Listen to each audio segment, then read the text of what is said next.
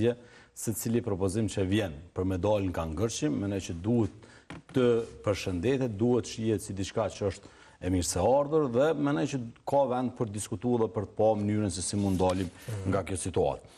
Por më thash në këtë rast, zoti Abizgjiku, si kryetari një partie politike, partisë tretë në këtë rast dhe si kandidat për kryeministër, ka bën një hap interesant sepse ka largu veten pra nga pozita e kryeministrit, është i pari që ka dalë që është largu nga pretendimi për të qenë kryeministër i Kosovës në këtë periudhë dhe ka thënë që duhet më u gjetë një figurë konsensuale. Dhe besoj që figurën konsensuale ka po të vetja, sepse në fund ditës kur flet një kryetar partie, domethënë për një figurë konsensuale, normalisht duhet dikush i tretë që të vijë ta drejtojë qeverinë e tranzicionit apo të unitetit. Nuk kupton liderët aktual të partive politike. E ka bën një veprim të tillë. Dhe kjo nuk do të thotë që në të ardhmen nuk mundet me penalizu pikërisht atë, sepse njerëzit e shohin po ka dalë se ky tërheket. Ky di me bëu edhe hapa, po unë mendoj si iniciativë duhet më u përshëndet edhe më po diçka që ndoshta mund diskutojmë rreth një çështje të tillë. Në anën tjetër, sot për shembull kur e pash një deklaratë tina që del edhe thotë që unë kam bënë një propozim dhe tash po merrna me zgjedhje lokale, mendoj që është pak një farllëj se më thon shkputje prej vetë idesë tyne. Sepse unë kom prit ndoshta nga vetë Lidha Demokratike e Kosovës me sqaru mirë propozimin e tyre për këtë qeveri të unitetit apo tranzicionit, se këto nuk mundesh me po vetë sinjak. Po e thamë edhe pelon që ato nëse ja Armenia, hajde nëse ja Armenia, po vazhdojmë çështu që jemi. Mendoj që ky duhet më po pak si një proces. Qysh është ky proces? Mendoj që do duhet me u dizajnu pak edhe me një propozim i qartë, cili qysh shihet të paktën në sytë të tyre në qeveri e tranzicionit apo e unitetit. Dhe këto qeveri të tranzicionit të unitetit nuk janë si më thonë, të përcaktuar me i shërby më shumë politikës se sa qytetarëve. Dhe nuk besoj që Republika e Kosovës është në çet stad ku i duhet një qeveri e tillë. Qeveri të tilla vijnë ku i shërbejnë politikës zakonisht mas trazirave të mundshme, mas telasheve të mëdha dhe mas ndasive të mëdha. Pse po tham i shërben politikës? Qeveria e tranzicionit i shërben ofrimit të politikës, ofrimit të partive politike, domethënë drejt një stabilizimi dhe drejt një drejtimi të ri. Nuk besoj që Republika e Kosovës është në gjatë gjendje. Në çfarë gjendje është Republika e Kosovës? Republika e Kosovës është në gjendjen ku partia fituese nuk po arrin me bosh shumicën në parlamentin e Kosovës. Pra dallojmë prej këtij pozicioni. Dhe sot mendoj që në këto rrethona, një qeveri e tillë, e unitetit, e tranzicionit, domethënë ku janë gjitha partitë politike bashkë me një kryeministër konsensual që do të propozoj, mendoj që sot për sot nuk ka vend në Republikën e Kosovës për diçka të tillë. Nuk arrim sepse thash, neve na duhet një qeveri të paktën si Partia Demokratike e Kosovës, besojmë që na duhet një qeveri që ju shërben qytetarëve. Qysh ju shërben qytetarëve? Mendoj që sot Kosovës i duhet një plan emergjent, në 4-5 pika, që këtë qeveria tranzicionit nuk mundet me bë. Cila është ajo? Sot i duhet një plan i cili në radhë por vjen me ndryshimin e buxhetit të Republikës Kosovës me rritjen e pagave dhe të pensioneve. Çike qeveri e unitetit nuk mundet me bë. Na duhet një qeveri e cila e ul tatimin pronë dhe e ul çmimin e rrymës. Çike qeveri nuk mundet me bë. Pra një qeveri me legitimitet qytetar, që ne besojmë që duhet më u drejtu nga Bedri Hamza, mundet me i bë të dyja.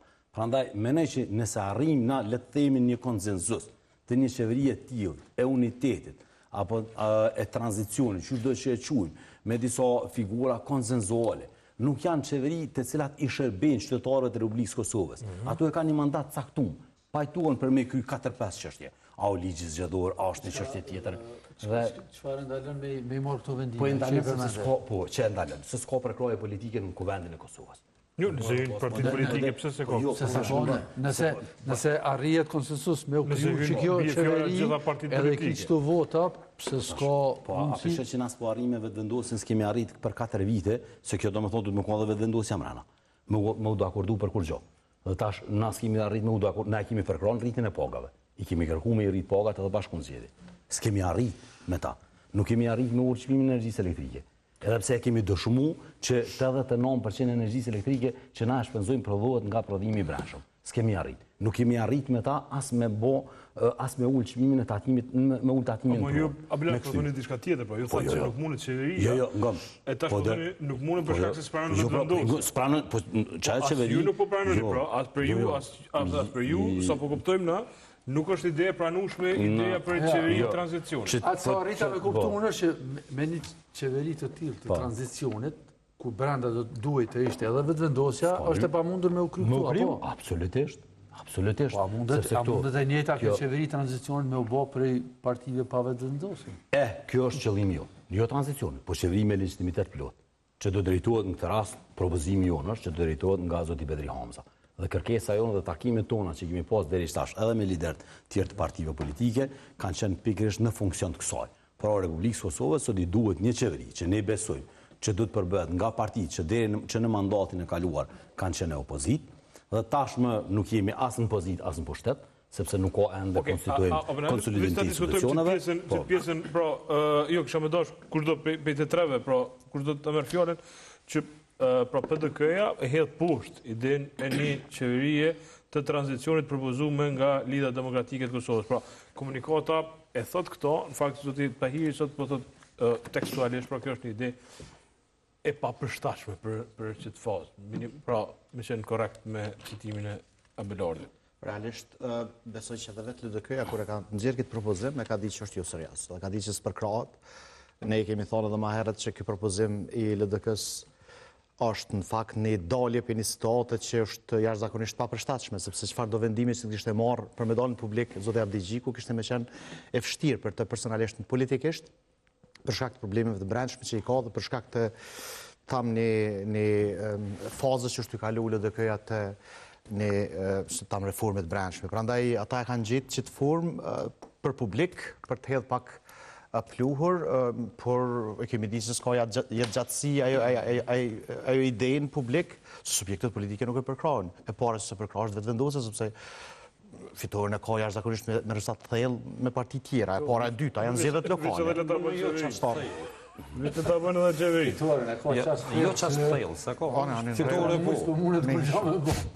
Në regull, në me gjithatë 22 me 20 është distancë thellë, dhe të ashim qatë kuptim e thashëm. Edhe tjetra janë zgjedhjet lokale. Zgjedhjet lokale, e dim se qëfar oponence ka të subjekteve politike në për shumë komunat mëdhaja, prandaj kjo është e pamundshme me një qeveri tillë tranzicionit, dhe qeverit e tranzicionit do të shtoj edhe një fakt tjetër, ato që i tha dhe zoti Tahiri, që tha që do të mendohet diçka jashtëzakonshme për mbo ato, jo për shkak se s'po bëhet një qeveri, me bëhet një qeveri teknike, ose të tranzicionit, ose të mirëbesimit, që është durshuar. Ato në kohën e UNMIK-ut i kanë bërë ndërkombëtar, sepse kanë po që s'mujnë me arrit ujdi klasa politike dhe i kanë imponu. Tash imponim nuk ka. S'ka pas kur qeveri tranzicionit. Nësa jo të tranzicionit, po emri mund t'janë gjesëm që shdojnë, po... Qeveri e koalicionit. Qeveri me mandat plot. Kone mojnë në koalicionit, edhe